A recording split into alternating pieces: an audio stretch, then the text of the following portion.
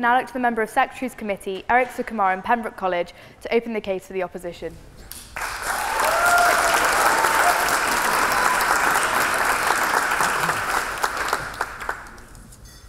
Madam President, I thank you for asking me to rise today to speak against this very important motion. You honour me by doing so, and I am delighted to address the members of this Honourable House. Madam President, while I will be speaking in opposition of the motion, it is not a matter of debate that during the partition of India, a very large number of people died, and even more lost their livelihoods and their homes. If you would allow me, Madam President, I'd ask the whole House to join me for just a few seconds in silence to remember these people and what they suffered. My thanks to you, Madam President, and to the whole House.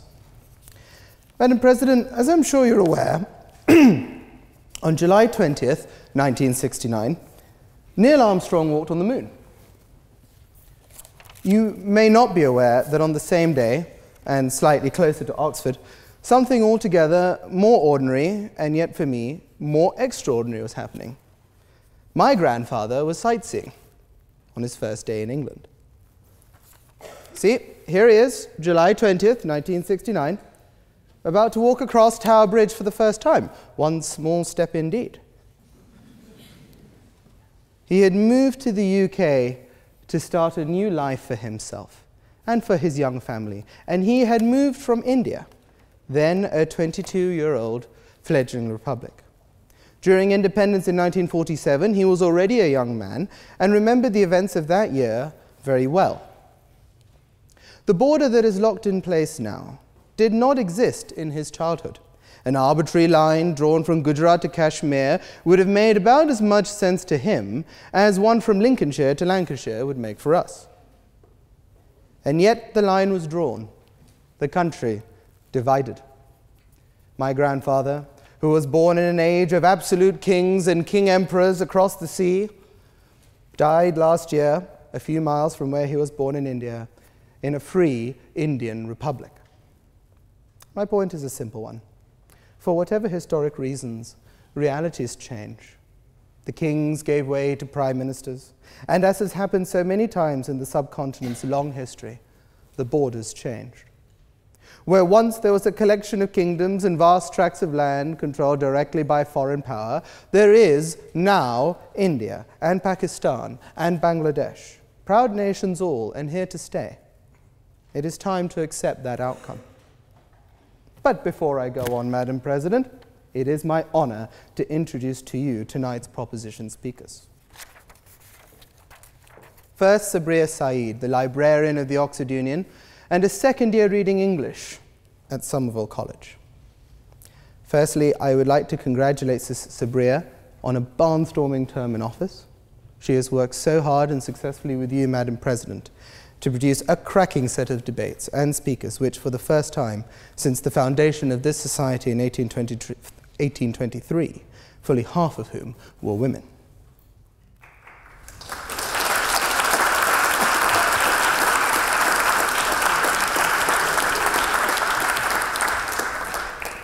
Sabriya has been a quiet constant during this term, keeping the ship steady. So quiet and so steady that these are the most words I've ever heard her speak.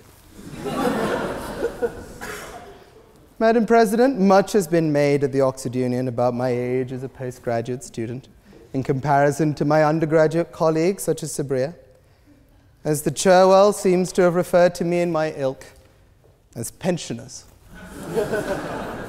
Well, Madam President, to quote Ronald Reagan, I will not make age an issue in this debate. I promise not to take advantage of my opponent's youth and inexperience.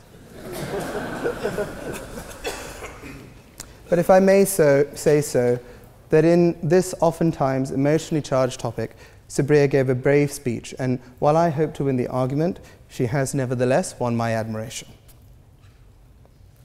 I now turn to Professor Raj Mohan Gandhi, currently a research professor at the Center for South Asian and Middle Eastern Studies at the University of Illinois at Urbana-Champaign, a place that gets even colder than here. An award-winning and noted historian who has won awards for the biographies of both his illustrious grandfathers, Mahatma Gandhi and Chakravarti Rajagopalachari, freedom fighter, statesman, and second Governor-General of India, and also a noted scholar and poet whose translation of the Bhagavad Gita I use. Professor Gandhi is a former member of the upper house of India's parliament and has spent his life not just in study, but in actively campaigning for freedom and democratic rights in India and around the world, leading the Indian delegation to the UN Human Rights Commission and campaigning for civil liberties during the suspension of democracy in India in the 1970s, known as the emergency. His perspective, both historical and personal, will enrich us tonight, I am sure.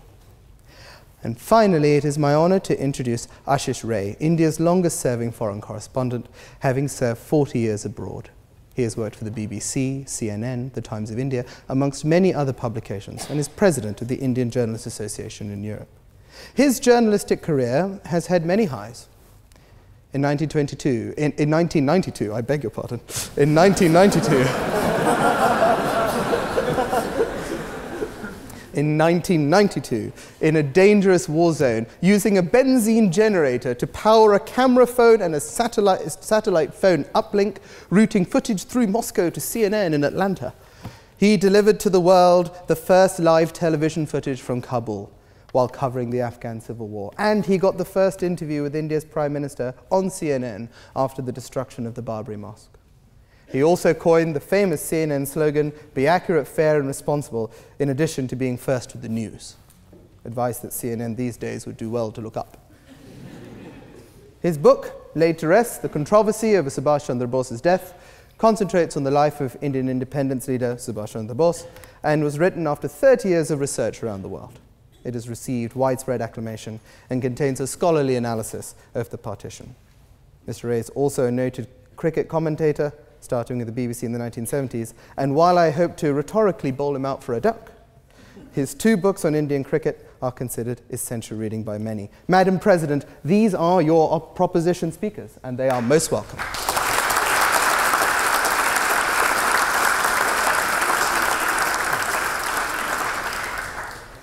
Madam President, if you'll allow me, let's first turn back in time to the independence movement in India, again.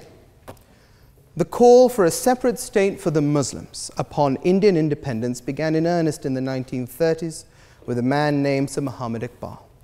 Iqbal's views heavily influenced a man who had hitherto supported Hindu-Muslim unity and a single state post-independence. This man was an unusual receptacle for Iqbal's views. Highly westernized, not a religious Muslim, he was rather fond of whiskey, like me. Iqbal's views nevertheless allowed him to rediscover Islamic culture and an affinity for his fellow Muslims across the subcontinent. In the 1930s, he saw the Indian National Congress Party become dismissive of Muslim concerns after winning elections to the Indian Constituent Assembly. He grew, therefore, to fear the centralized powerful government envisioned by Congress post-independence and embraced the idea of a separate state for Muslims. He is, more than anyone else, responsible for the founding of Pakistan, and he was, of course, Muhammad Ali Jinnah. Jinnah's message to India's Muslims was simple and powerful and effective. Muslims in an independent India would be a minority, and in a Hindu-dominated democratic state, unable to ever control the levers of power. Eventually, said Jinnah, a Hindu majority could turn on a Muslim minority. Religious differences had always been stark in India, no less so under the Raj. Violence had broken out between Hindus and Muslims for centuries. The message resonated. In the 1940s, Jinnah's Muslim League campaigned on one platform only, the creation of Pakistan, a state where Muslims could be assured that they would be free from persecution and where their way of life and culture would be preserved. And they won big. Every Muslim reserved seat in the pre-independence Constituent Assembly was theirs. Seeing this, the British put him on the same level as Gandhi, and Jinnah became the leader of India's Muslims. The rest we know as history. But was Jinnah right? Was there a need for separate states based on religious lines? Well, let us take a look at his creation. In modern Pakistan, the vast majority of his people would certainly not vote to regret the partition. We would argue, nevertheless, that Muslims are not safe, as domestic terrorism continues to undermine its stability. Different factions and tribes and different visions of Islam lead to internal conflict. in a way that Jinnah could hardly be blamed for not recognizing or predicting. But perhaps it is in the oft-overlooked East Pakistan, what became the separate state of Bangladesh in 1971, where we see a country on the subcontinent with a majority Muslim population that, by and large, live free of molestation on the grounds of their religion and develop in line with their own culture and practices. One wonders if Bangladesh regrets the partition. I would venture not. Long years ago, we made a tryst with destiny, and now the time comes when we shall redeem our pledge, not wholly or in full measure, but very substantially. At the stroke of the midnight hour, when the world sleeps, India will awake to life and freedom. The electric words of India's first Prime Minister, standing in Parliament surrounded by democratically elected representatives in the minutes leading up to freedom at midnight.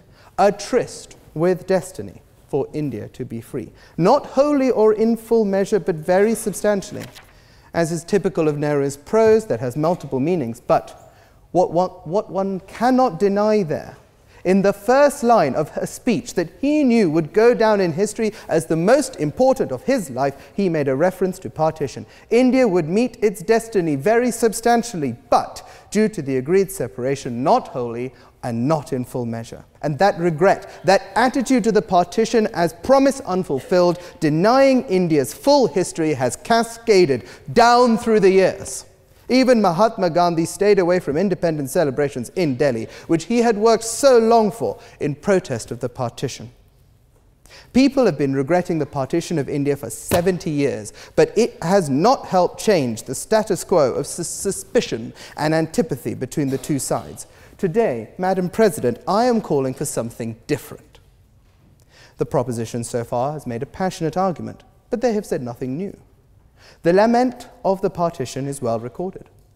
But what it has not brought for any of the successor states to British-controlled India is any sort of closure. The partition remains a wound on the psyche of India, Pakistan, and Bangladesh that has not healed. Wounds that do not heal are in danger of becoming infectious and threaten the body as a whole. So I suggest something new. It is time, in mind, body, and soul, to accept the partition of India.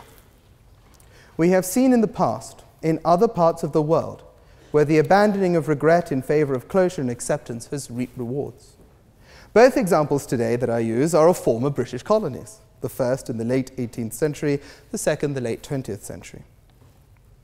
The United Kingdom, or Great Britain as it was known then, may well have had cause to regret the loss of 13 of its colonies on the eastern seaboard of North America, some 240 years ago. I'm told they went on to form some sort of independent union, and that they're doing rather well. But it was British resentment of American independence that in large part allowed for the War of 1812.